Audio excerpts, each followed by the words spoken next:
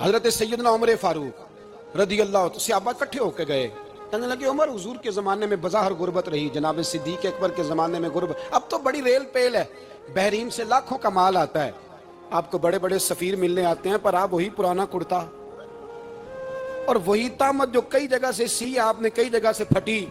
اور حضرت عمر ایک دن عید کی نماز پڑھانے گئے تھے تو ننگے پیر ہی چلے گئے، لوگوں نے کہا جوتا، فرمایا ٹوٹ گیا تھا یار، پہننے کے قابل نہیں تھا، فرمایا ننگے پیر آ گئے ہو، لوگ کیا کہیں گے، فرمایا چھوڑو، عمر کے پاؤں ننگے ہیں لیکن عمر کے کردار میں تو کوئی شک نہیں نا،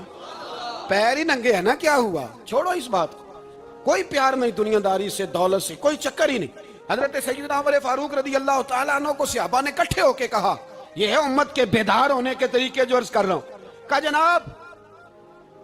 آپ اب بڑا مال غنیمت ہے اور جس طرح ہر صحابی کا حصہ ہے آپ کا بھی حصہ ہے، تو ایک نیا کرتا ہی ڈال لیں آپ خرید کے۔ اب جب مشورہ ہو گیا صحابہ میں تو کہنے لگے عمر سے بات کون کرے گا، نیا کرتا پہننے کی عمر سے بات، کس کو برا لگتا ہے جی نیا کرتا، کون بات کرے گا۔ حضرت سیدنا علی المرتضیٰ کا انتخاب ہوا، کہنے لگے مولا علی کی بڑی عزت کرتے ہیں، ان سے بڑا پیار کرتے ہیں، ان سے بات کرتے ہیں۔ تو حضرت علی کو بلایا گیا، عرض کی حضور مہربانی فرمائیں، حضرت عمر سے کہے نئے کرتے کے لیے، آپ فرمانے لگے عمر میری بڑی قدر کرتا ہے، بڑی بات سنتا ہے، پر یہ والا کام نہیں میں عمر سے کہہ سکتا، یہ کسی اور سے کہو۔ تو کہنے لگے آپ رہنمائی کر دیں، کس کو کہیں، تو جناب علی المرتضیٰ فرمانے لگے اگر حضرت عائشہ صدیقہ سے کہو گے تو عمر فوراً مان جائے گا،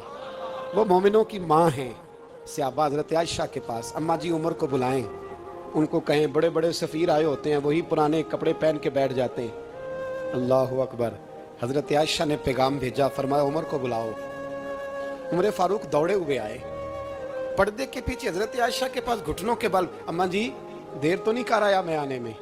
حکم ہو، حضور کے گھر سے پیغام آیا، بڑے بڑے سفیروں کو چھوڑ کے بھاگے۔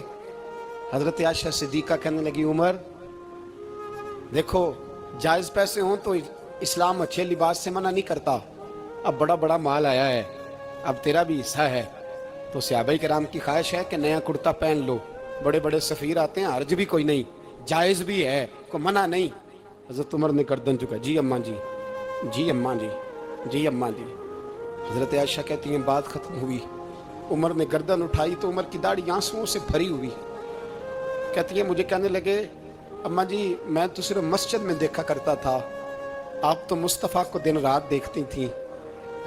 جس طرح کے کرتے آمنہ کے لال نے پہنے ہیں مجھے بھی پہنا دو، میں تیار ہوں،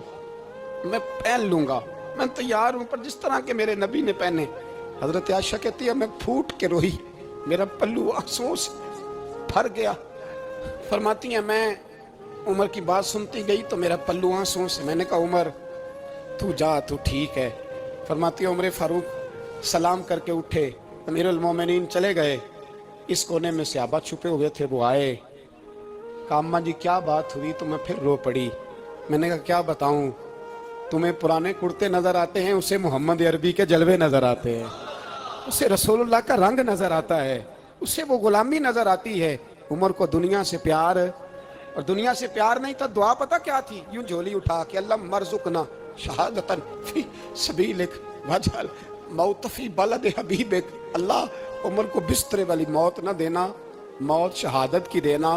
اور میں میدان میں جا کے نہیں مرنا چاہتا، مجھے رسول اللہ کے شہر میں موت چاہیے، باہر جا کے نہیں، یہی میدان لگے مدینے میں، یہی موت آئے، اسباب بنا، میں مدینہ بھی نہیں چھوڑنا چاہتا۔ او بھائی ان لوگوں کو نہیں پیار تھا، جناب صدیق اکبر کا وصال ہوا تو زہر کے اثر سے، وہ جو آپ کو زہر لگا تھا، بعض مفسرین نے لکھا ہے کبھی کبھی وہ جو سانپ نے ڈسا تھا تو کبھی کبھی اس کا اثر آتا تھا، بس اللہ نے شہادت دینی تھی کبھی کبھی، ورنہ تو بڑی شفائیں تھیں۔ حضرت عمر شہید، حضرت عثمان، جناب علی، امام حسن، امام حسین، علی اکبر، علی اصغر، حضرت عباس، حضرت سعد بن معاذ، حضرت امیر حمزہ، مصعب بن عمیر، میرے محبوب نے تو لسٹ بنائی شہیدوں کی، لسٹ بنائی شہیدوں کی، شہادت سے پیار کیا رسول اللہ صلی اللہ علیہ وسلم کے غلاموں نے، پیار کیا شہادت سے، اسی لیے تو کافر اٹھ نہیں سکا کہ شہادت